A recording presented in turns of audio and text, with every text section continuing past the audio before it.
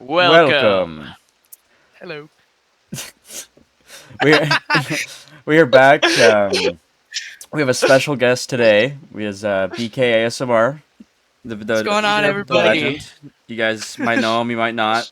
If not, we're gonna have his link down below so you guys can check him out. He's a cool guy. We're here Good ad. reading The Skin Man today from Yup. Pentyworth. He sent us this story. It's like a composite of like a Isn't there like bunch. Sorry. four of them? Yeah, it's like four. I think it's like 4 or 5 different stories, like shorter stories all together.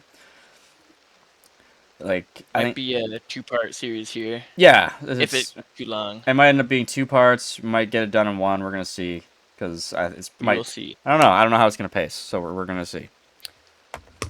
But yeah, we're just gonna jump right in here. Ben, do you want to start?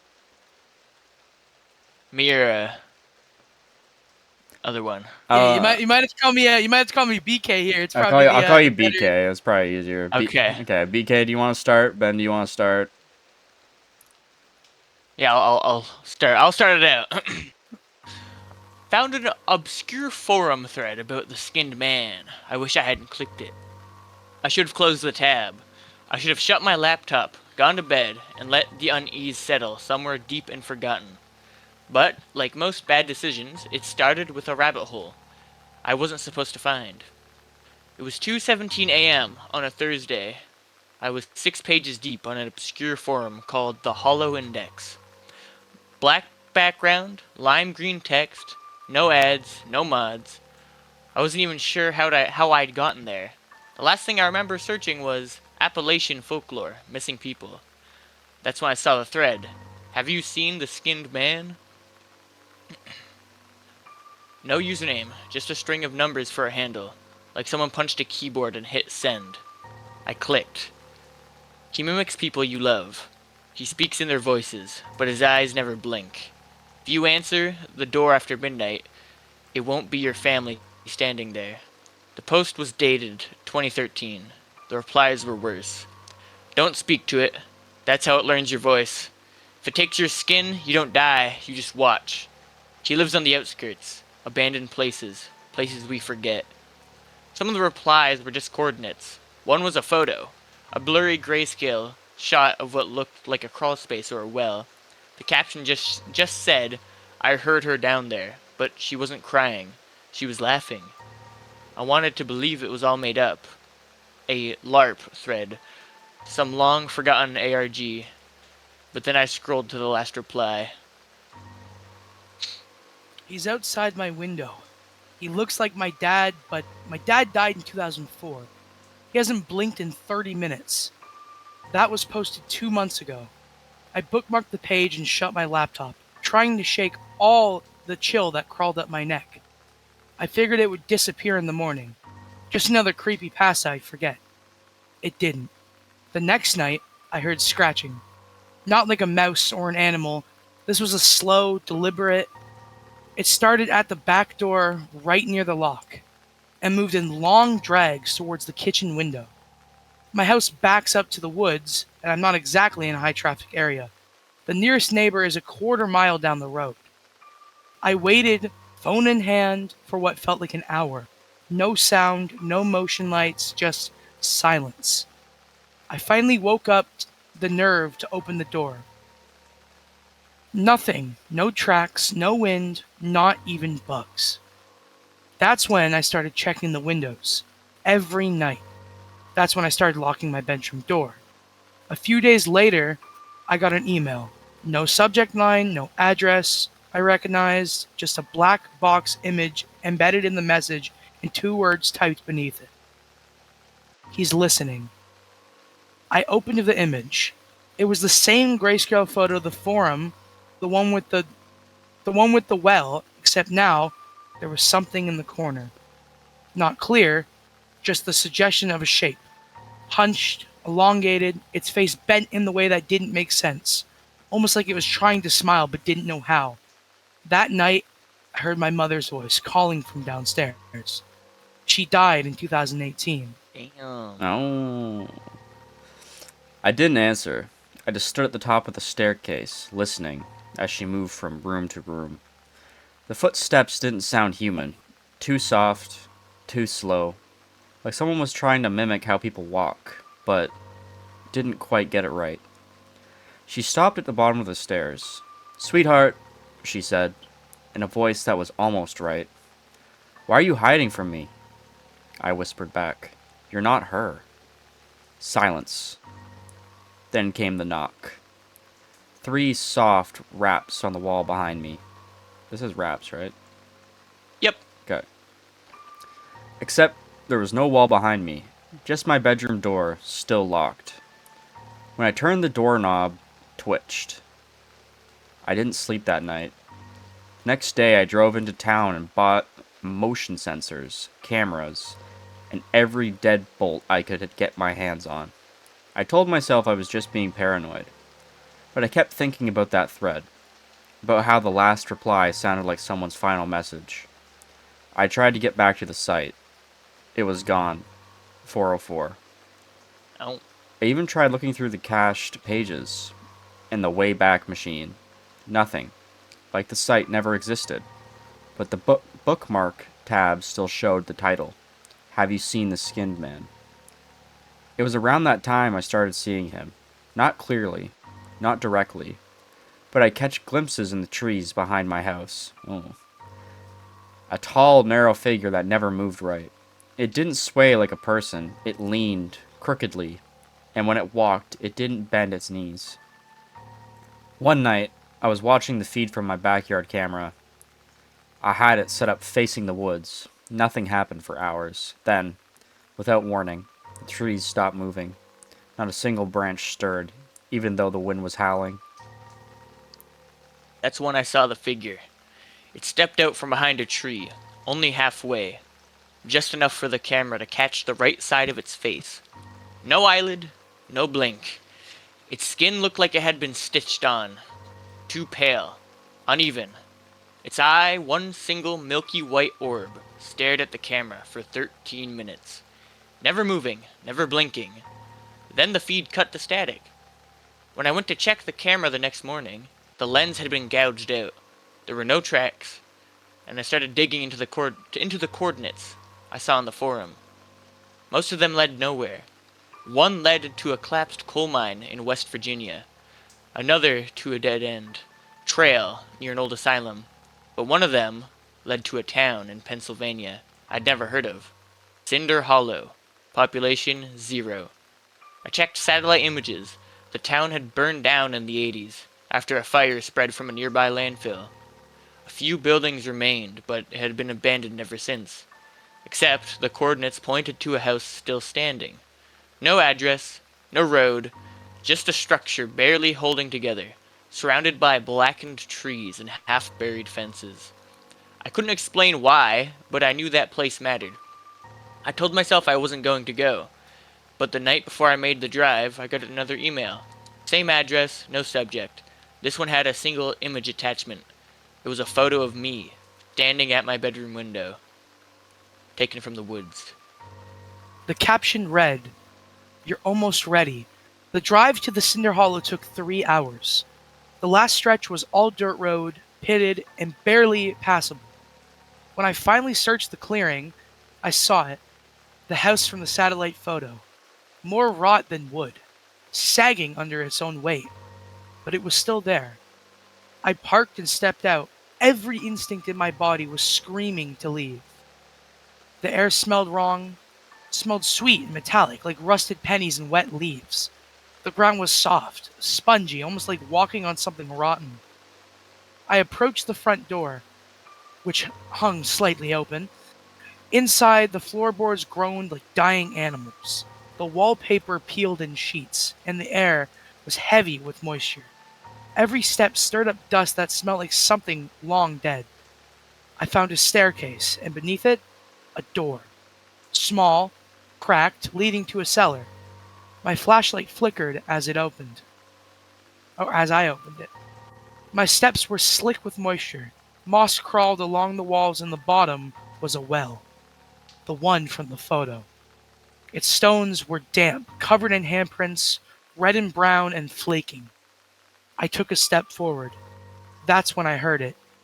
My mother's voice, then my father's, then my own, all coming from the well. Why did you look for me? My voice asked. You're not supposed to find me. The air changed, cold, dense. Not gonna lie, this is pretty creepy. I like it. Yeah. I turned to run, but the door slammed shut, and then I saw him. He rose out from the darkness, not crawling, not climbing, just emerging, like he was unfolding from the shadows themselves. The skinned man. His body was covered in patchwork skin, stitched in places, flayed in others. His limbs were too long, his fingers tapering into yellow, bony points. His face was a mask, too smooth, too tight, like it had been taken from a child. Oh. Damn. No eyes, no mouth, just a slit where the mouth should be. It twitched open and a wet, gasping sound filled the room. Then it mimicked me. That's yuck. Not my voice, my breath, my heartbeat, my screams. I don't remember escaping. One second I was in the basement, and the next I was stumbling through the trees, my face bleeding, clothes torn. My car door was open. The engine was cold. I had no memory of the last hour, but there were handprints on my rear window. Fleshless, raw. When I got home, I smashed my laptop, burned the paper with the coordinates, deleted everything, but I still hear him. At night, I hear voices outside my door. Sometimes it's my mother, sometimes it's me.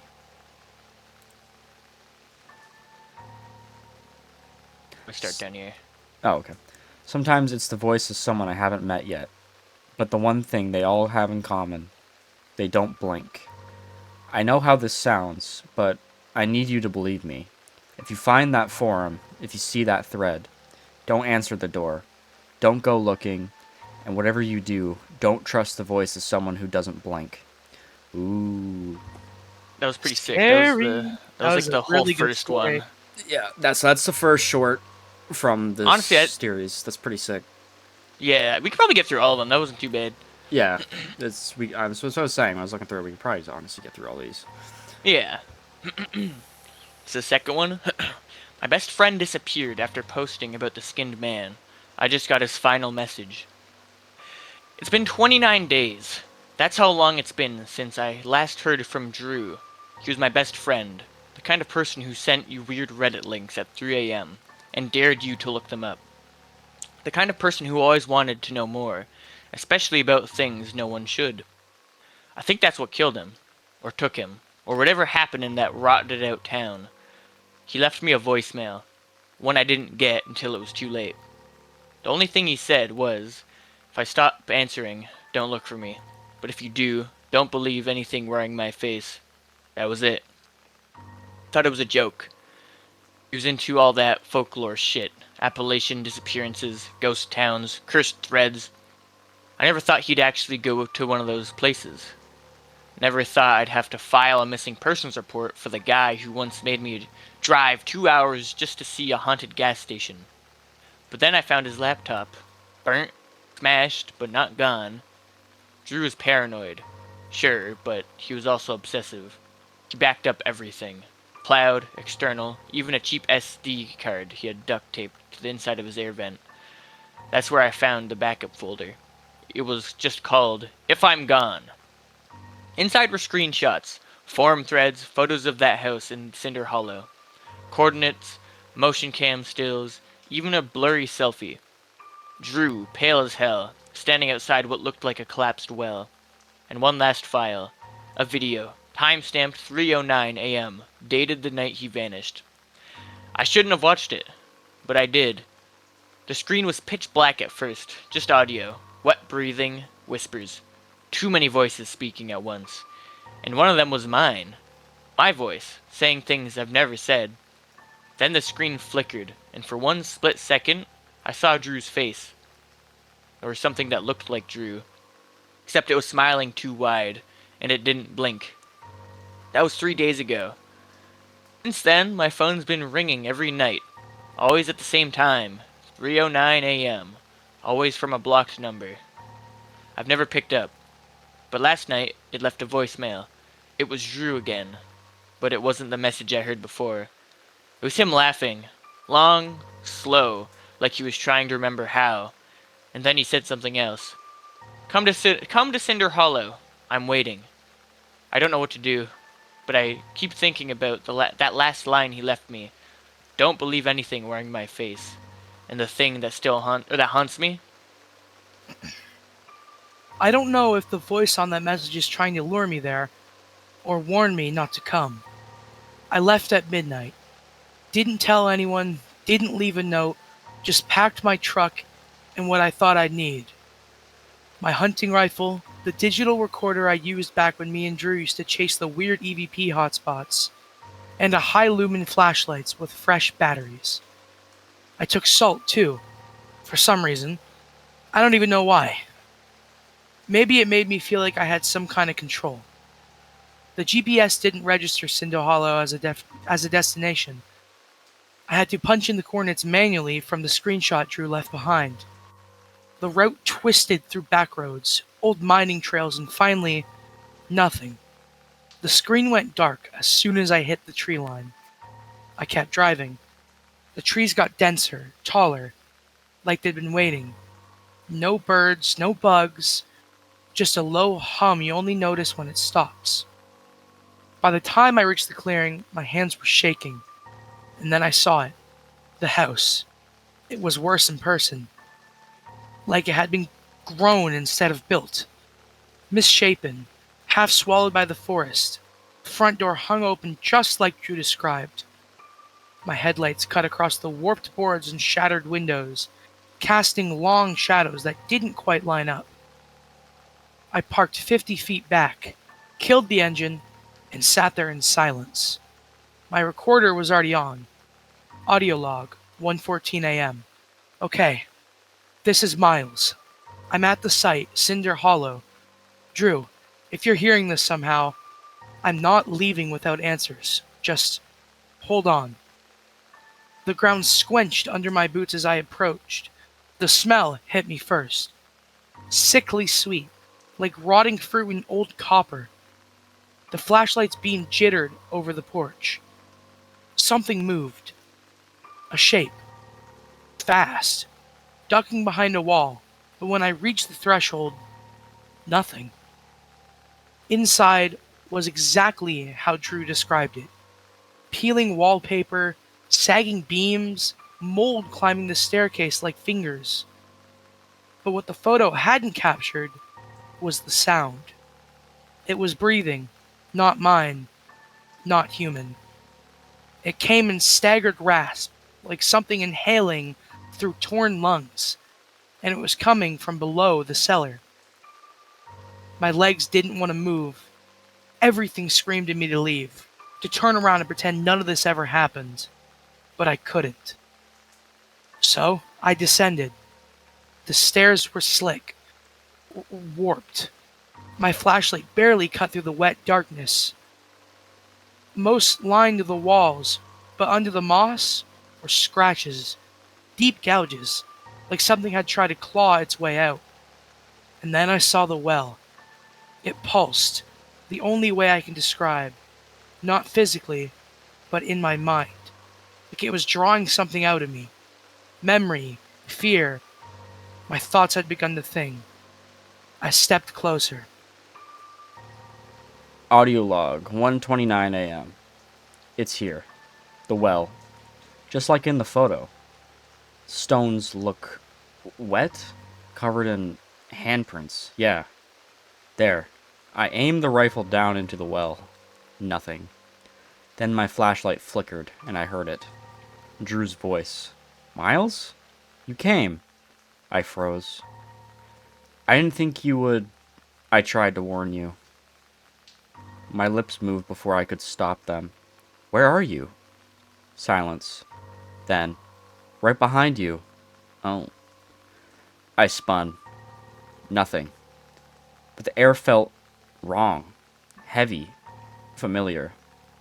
My flashlight flickered again, and for a half second I saw my reflection in the well water. Except, it wasn't me. Not exactly. The thing staring back blinked too slowly, smiled too wide. Its skin twitched like it didn't fit right, and then it spoke in my voice. Why did you look for me? My recorder dropped from my hand and clattered to the stone. My breath caught. The figure in the reflection wasn't alone. Drew was there too, or something like him. Half his face missing. Stitch marks around the jaw, one eye drooping, bloodless and wide. His mouth moved, but that voice that came out was high-pitched, broken, like glass dragging through a throat. You weren't supposed to come. Suddenly, the cellar door above slammed shut. The flashlight died. I raised the rifle, ready to fire, but I couldn't see. I couldn't move. The air pressed against my chest, suffocating and wet. Then the voices started again, all of them. Hundreds. Some I recognized, some I didn't. Some were me. All whispering the same thing. Give us your skin. Oh, God damn. God. Foul. The chorus of voices closed in, growling louder, sharper. My fingers found the trigger and I squeezed. The rifle cracked like thunder. The flash of a muzzle light lit the cellar for a split second, and in that flicker I saw them, figures, crowding the walls, hanging from the ceiling, pressed between the stones like meat stuffed into old skin, all of them wearing faces. Some familiar, some wrong. One was me. Another around, then another. The things didn't scream, they stuttered, or shuddered. Like their disguises couldn't hold under the sound. One fell from the ceiling and landed in a twitching pile of flesh. I turned and ran. The stairs bent under me. The wood groaned and something grabbed at my ankle. Long, pale fingers with too many joints. I kicked free and threw myself through the cellar door. It slammed behind me. I ran without thinking. Through the hall, out the door, into the woods. Branches tore at my face. My lungs burned. The smell of rust and rot clung to my clothes. I didn't stop running until the house was a memory behind the trees. And even then, I kept going. When I finally reached my truck, the cab light was on. The door was open. And sitting in the passenger seat was my recorder, still on. Audio log, question mark, question mark, question mark. You weren't supposed to come back, Miles. I didn't listen to the rest. I drove. Didn't care where. I just needed distance. Asphalt, lights, people. I crossed state lines before sunrise. I've been home for 2 days now, but I don't think I left it behind. My rifle's scratched, bent, my clothes stained in something that wasn't mud, and the recorder, I tried to play it again. It only plays one line now, over and over in my voice. I'm not who you think I am. I hear tapping at night. 3 soft knocks. Always on a wall that shouldn't be there.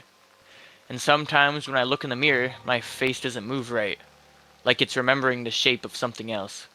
Like it's adjusting. If you're reading this, you need to understand something. Don't look for him. Don't go searching forums. Don't follow the coordinates. Don't chase the voice of someone you loved. If they show up at your door at 3:09 a.m. with glassy eyes and a stiff smile, they might wear the right face. They might say the right words. But they're not them. And the moment you open the door, you've already given permission. I know this sounds, but if I disappear, if you see a post from me after this, it's not me. Don't answer. Don't reply. And whatever you do, don't trust the voice of someone who doesn't blink.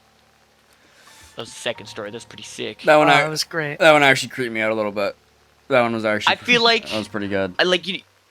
You know, it's like a abandoned town that burnt down. Yeah. You think like they all shuffled in the well and then they died in there, and then that's just them now. Oh, They just maybe. steal people's skin. Maybe. It's like that'd be sick. Or the guy, like the main guy is the guy who started the fire. That could be true, yeah. Ooh, yeah. I like the parallels between the second one and the first one. How they both describe the events, but differently, but also similar at the same time. Like instead of wet leaves and pennies, he said like something wet and Rotted copper. fruit. Yeah. Yeah, rotted fruit and copper. I like that. Yeah, it's It's pretty. cool. It's pretty good. Like it feels like different characters, which is nice. Yeah. Yeah, yeah, it's nice. It's very good. Pentyworth's a goat. I won't lie. Henty is, yeah. All right, All right, good for the third one. we're Yep. on the third one. All right. I've learned not every knock deserves an answer. My name is Evan. I'm 26. I drive a delivery van for a landscaping company most days, and I know that every back road between my town and the interstate because I learned to avoid the cops before I learned to parallel park. I also know an ugly thing about small places. Rumors travel faster than police reports, and the stories people tell in grocery aisles end up as obituaries. Claire was my sister's roommate. People in our neighborhood called her Claire with an E, like it made her softer. She worked nights at the hospital, graveyard shift in records, the kind of job that let you sleep in the day and never speak to the same person twice. She lived in that rental with my sister for 3 years and knew every porch light and creek in the middle stair. She was 28 when she walked out on a Tuesday and never came home. We called it a disappearance because that sounds less monstrous. Missing person posters went up, the cops knocked on the doors, people left casseroles on the steps, the local Facebook group lit up with threads. Someone saw a car, someone swore Claire was on a train headed west. Then the threads folded in on themselves and stayed full. But first, wrongness was a smell. Not the sweet, chemical air freshener our landlord sprayed in the hallway, but a metallic tang that sat in the back of your throat, like biting down on a coin. It drifted at the edges of the day, there and gone, if you walked into another room. Next came the noises. A wet scrape behind the wall. Footsteps that ended with a sound like fabric sliding over skin. Once late in August, I woke to the neighbor's dog barking and then cutting off mid yelp, like someone had unplugged the sound. On the porch, I found prints in the dust that stopped at the property line, as if the walker had lifted into the air. I heard of the Skin Man before, an internet thing, a stitched up legend. The core was always the same, a man who removes his skin and wears it like a disguise, who walks towns in the barrowed faces until someone notices the seams. Usually it was a campfire story. Sometimes it was a grainy article buried in a county paper. I didn't take it seriously until someone in my town group posted a link to an old forum thread, Skin Man, multi-state. At first it was nonsense. Late night typing, and anyone else? Posts? But the later pages had names, dates, a map with pins. Someone wrote he tries the name first. If it fits, he wears it. That was in my head that night. That was in my head the night of the first knock. A soft tap, measured almost polite. My sister Jess pretended not to hear. Then a voice came through the door, calm and ordinary. "Claire?" I froze. I opened the door a crack with the chain still on. A man stood there in a hoodie and jeans. His smile was practiced, like someone rehearsing kindness. "Can I use your phone?" he asked. His breath smelled faintly of copper. For a second I almost handed him mine. Then he said Claire's name again, softer this time, and I slammed the door. The next night he came back. He asked for water, left a rust-colored smear on the cup rim.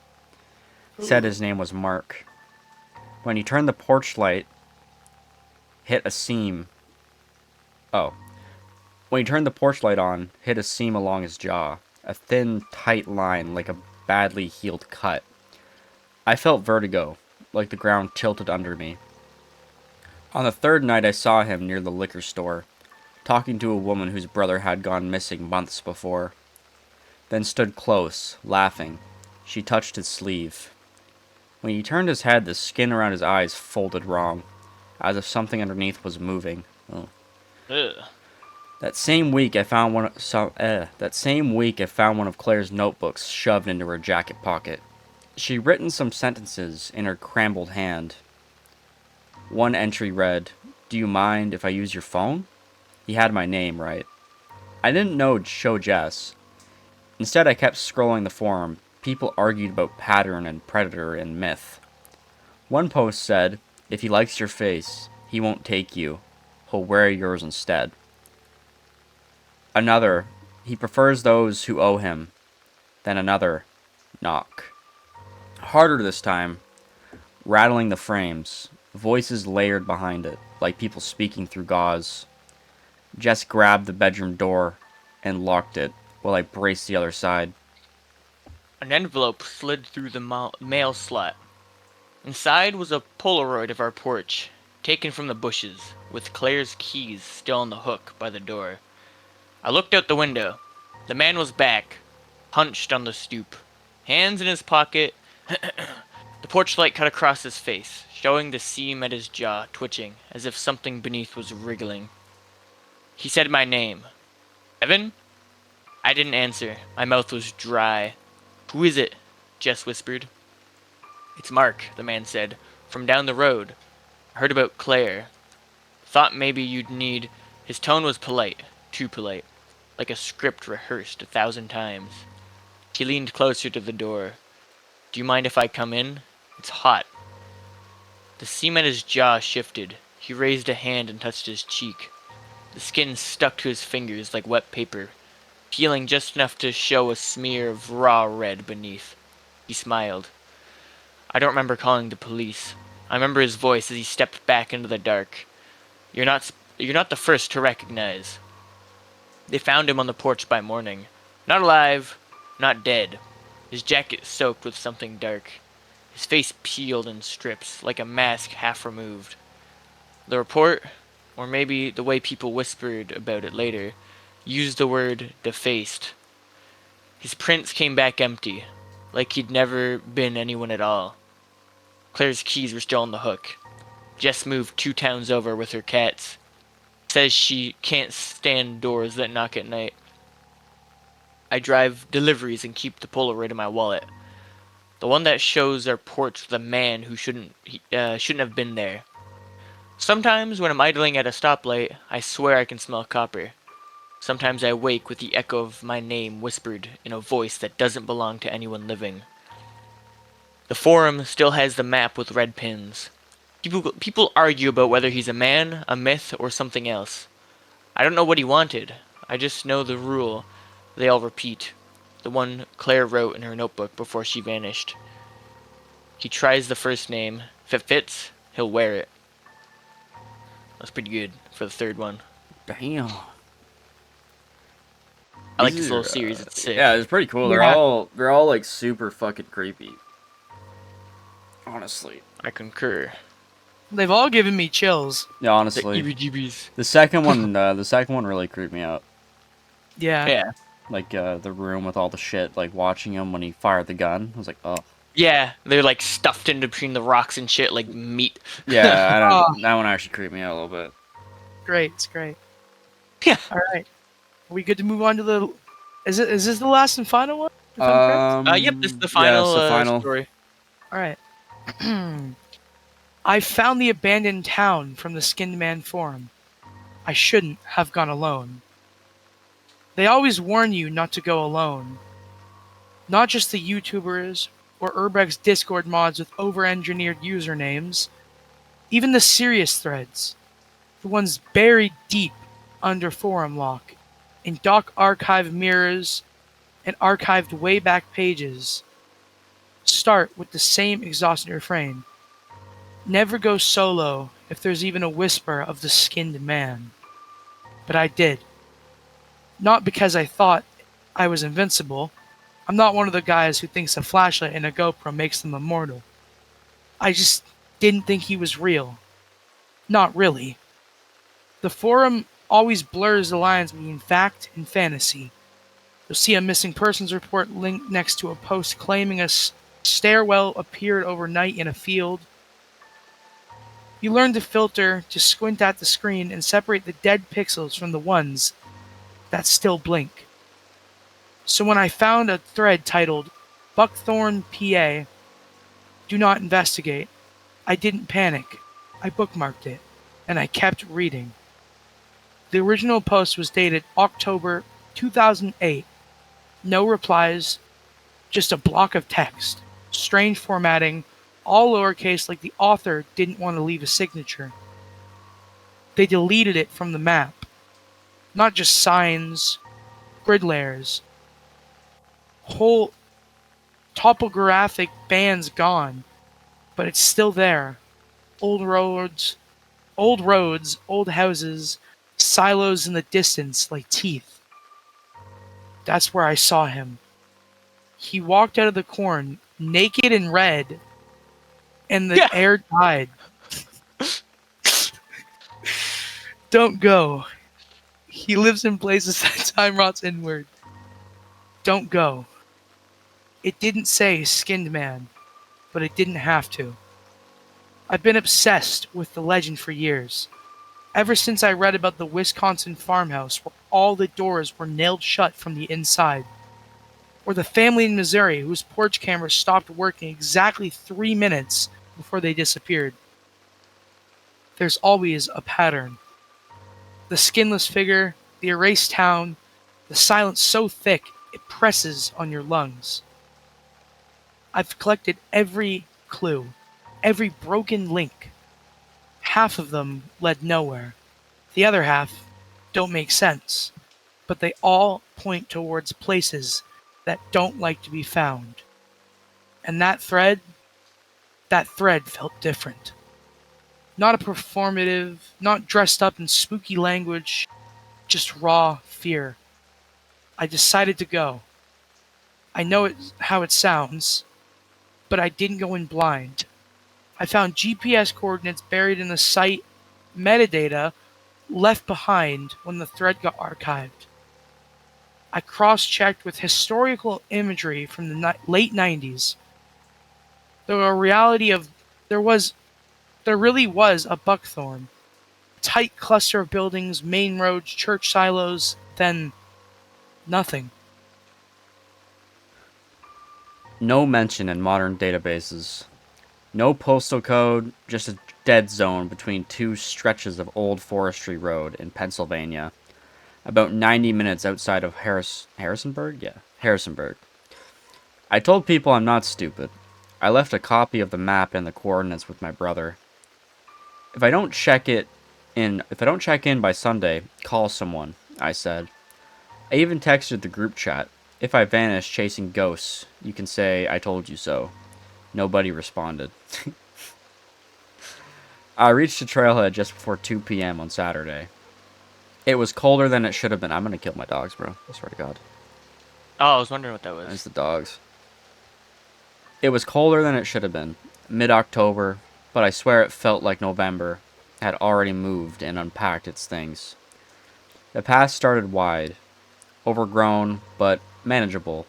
But the deeper I hiked, the less it felt like a path, and more like something letting me pass. My boots stopped making sound after a while. No birds, no wind. At one point I heard something crunch behind me. When I turned around, there was a deer standing half in the brush. The skin was intact, but the eyes, they weren't right.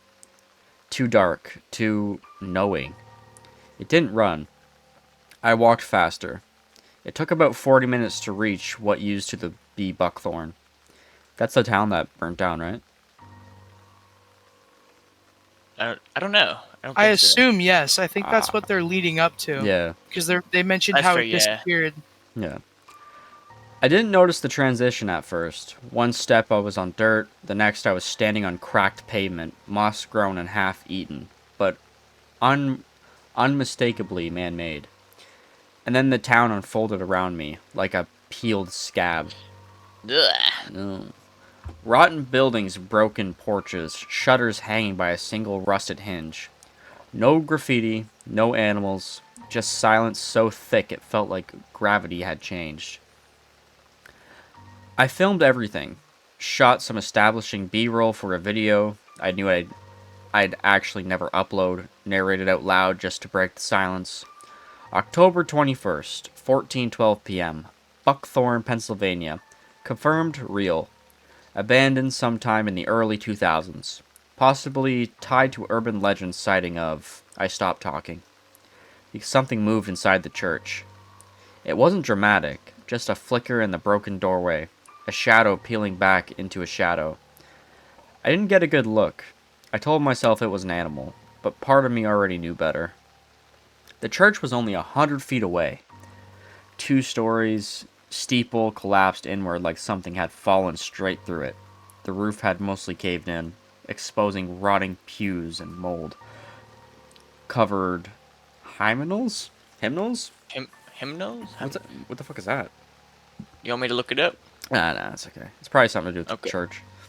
Yeah. Warped by water damage. I stepped inside. The silence deepened.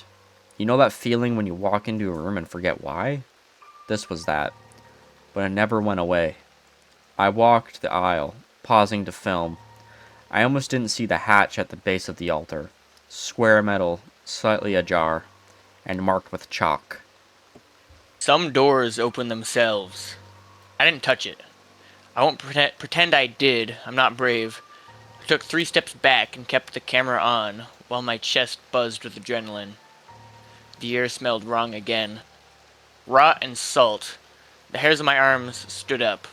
I told myself to leave, to back out slowly, get back to the car, and come back in the morning with someone else. But something made me pause. Movement. Outside. Something ran past the front of the church. Not away from me, toward the silos. I followed. I know. But if you'd seen it, if you'd even caught even a glimpse, you would have followed too. It wasn't a person. It moved too fast, too fluid, like muscle without bone. The sun was dipping now, throwing the world into that sickly amber light where shadows lose their directions. And then I saw them. The silos. 3 of them, side by side, towering, whitewashed structures with metal ladders spiraling like spinal cords. Oh, sick. The middle one had a door. It wasn't ajar. It was open. I stepped closer, camera rolling. The inside was pitch black. My flashlight caught the curve of the interior, lined in something that looked like metal, but had the wrong texture. Fibrous, red-stained. There was something on the far wall. A shape. No, a person, standing upright. No skin.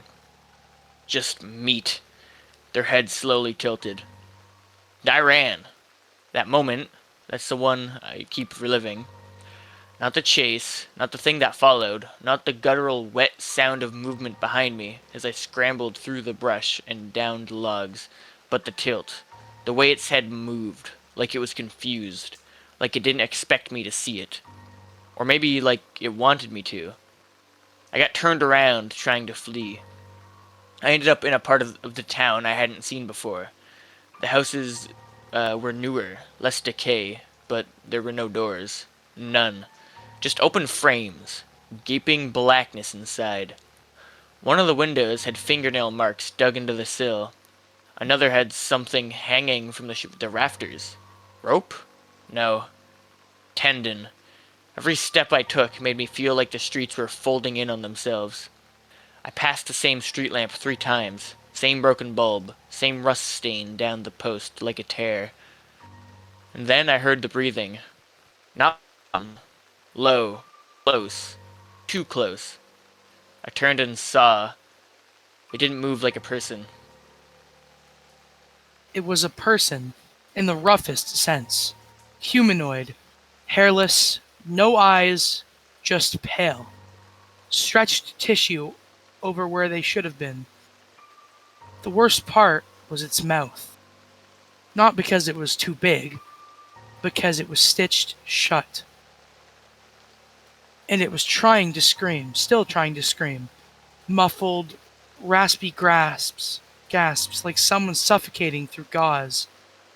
I took a step forward and I bolted. Cut through a thicket, ripped my Ripped my arm open on a barbed wire I hadn't seen until it was too late. Ran until the trees changed. Ran until my feet hit gravel. Ran until I saw my Jeep and the sky broke open with the sound of wind again. I didn't sleep that night. I drove until sunrise, checked into a roadside motel, and showered for nearly an hour. The smell wouldn't leave me. That copper tang, that raw smell. I burned my clothes in a pit behind the motel. Told the clerk it was an accident. I haven't gone home. I check in every few hours, keep moving. And here's the part I don't know how to say. Something's under my skin. I can feel it. Like a tightness, a pull, as if something small and unseen is working loose the seams of me. I see shadows that move when I don't. My reflection lags. And when I blink, I sometimes hear it scrape. Ugh. Like fingernails on muscle. I haven't opened my mouth in hours because I'm scared I'll find stitches there. I told you I wouldn't use the "he remembers you" trope, but I think Buckthorn really does something worse. I think it undoes you, slowly, quietly, like peeling away a scab to see if the wound still weeps. So if you're reading this, don't go looking. Not for me, not for Buckthorn, not for the skinned man, because it's not about what you find there. It's about what comes back with you.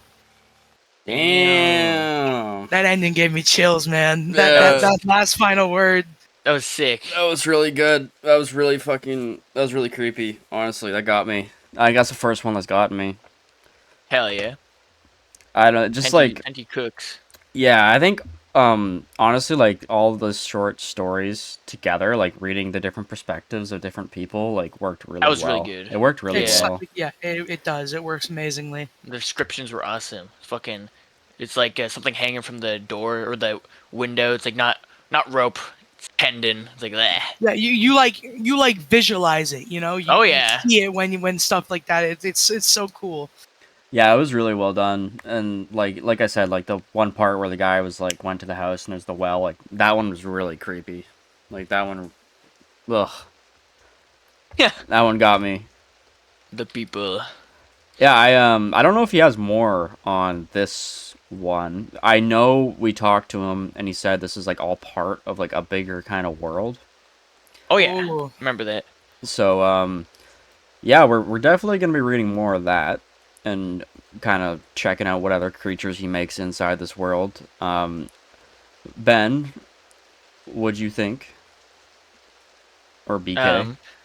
Yeah, I guess I Goes should with say Ash. Me? BK. Yeah, BK. Yeah. I thought it was, I've been hearing stuff around about Pensyworth for a while in his stories, and to actually be able to read one of them, I understand everything now. That was amazing. Yeah, man. Yeah, Like I've read a couple stories in the past where you get the idea, but you're not able to visualize it. But like reading this, it's just everything. Oh, everything was there, man. Yeah, man. It's fucking sick. yeah, man. Phenomenal. He's pretty good. He's got some crazy descriptions. But yeah, that's all we got for today. I hope you enjoyed it and our special guest BK. Yeah, thank you for having me. I'm sure you guys are gonna see him in the future. We're gonna have to work some more stuff out. But Oh Yep. yeah. yeah, we'll catch you guys later. Goodbye. Goodbye. Goodbye.